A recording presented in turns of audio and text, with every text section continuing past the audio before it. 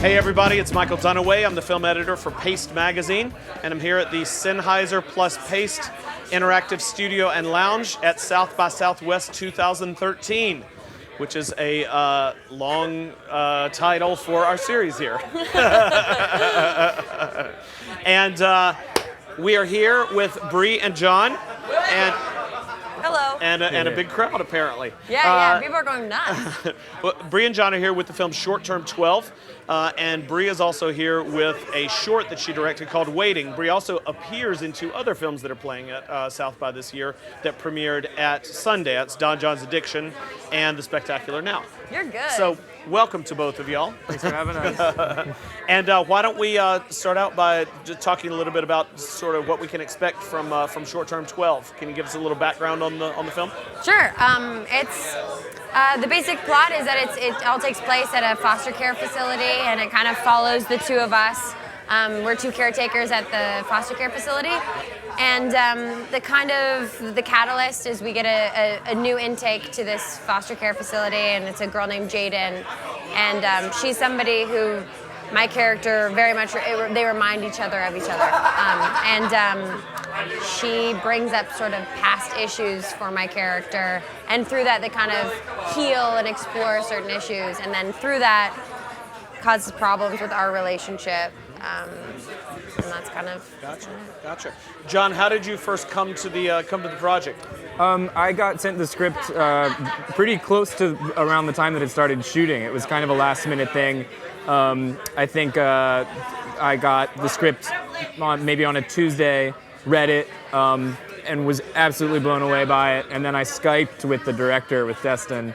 It's always kind of an odd thing to do, to meet somebody that way and to talk about a script. And a couple days after Skyping, they called me and offered me the part. And then I think like a couple weeks later, I left to, I was in New York at the time, left to go to LA to shoot it. Fantastic. And the two of y'all did not know each other before the film. So tell me about building the kind of chemistry that you need on screen. That's Everybody does it in a different way. Yeah, Destin actually really helped us with the process of this, because what's interesting about this relationship is they work together and it's a secret, but there's also this like amazing relationship that they have outside of work, and they've been together for many years and kind of on the precipice of a bigger commitment. And in order to get that with such a little amount of time, Destin actually got us together. And he was so awesome. He got us these, it was like an envelope. And we went to dinner. And in the envelope were little conversation starters.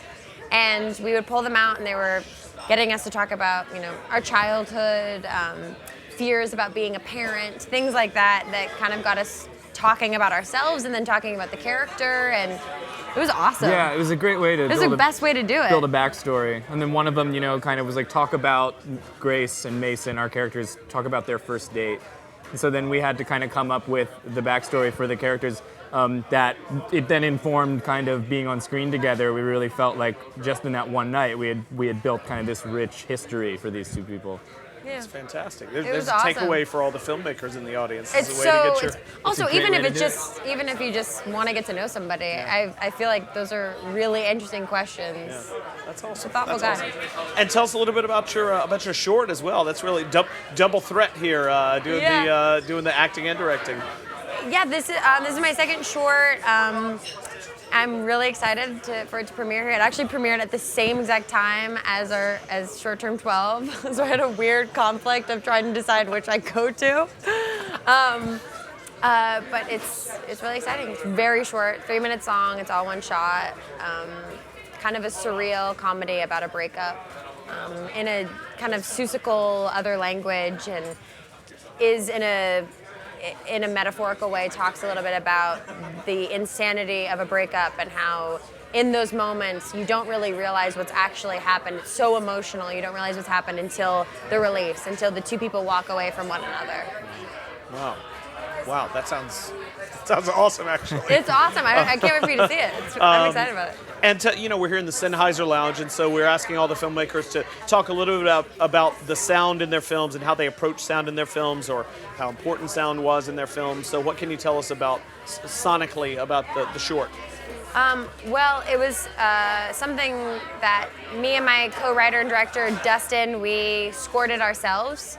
which was a really fun process because it was something. This is a project that we had kind of built together all the way through, and so we wanted to take a lot of the sounds from sounds of moving, sounds of doorknobs clicking, sounds of boxes ripping, of things sounding like they're being packed up, and using them in kind of a percussive way that added an emotional sound to it. We also used a harmonium, which was really nice.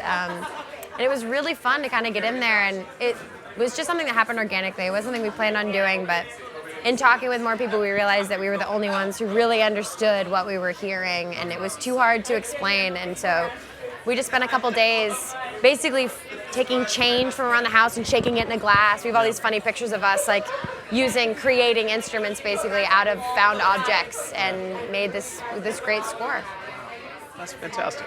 Well, we're asking everybody that comes in to give us the name of a band that they feel like is not getting enough exposure that they like, that they're listening to. John, do you have one that you can share with us? I mean, I don't know. I think that they've been getting a pretty good amount of exposure, but I think that Titus and Andronicus is one of the most brilliant bands out there. Yeah. I feel like I think maybe it's their choice, but I feel like they should be everywhere. Sure. Absolutely. I love them. I don't know who they are, so great. Thank you for telling me. I'm gonna say Jams. Oh, nice. I love them, and they're all of my very best friends, and I want to see them do more. I think they're brilliant. Well, there you go. We got 2 band recommendations for you. We got 3 feature films and a short recommendation for you. So thanks for joining us at the Sennheiser plus Paste Interactive Studio and Lounge. Join us for the next 3 days for more interviews. I'm Michael Dunaway, the film editor for Paste Magazine. Thank you. Bye!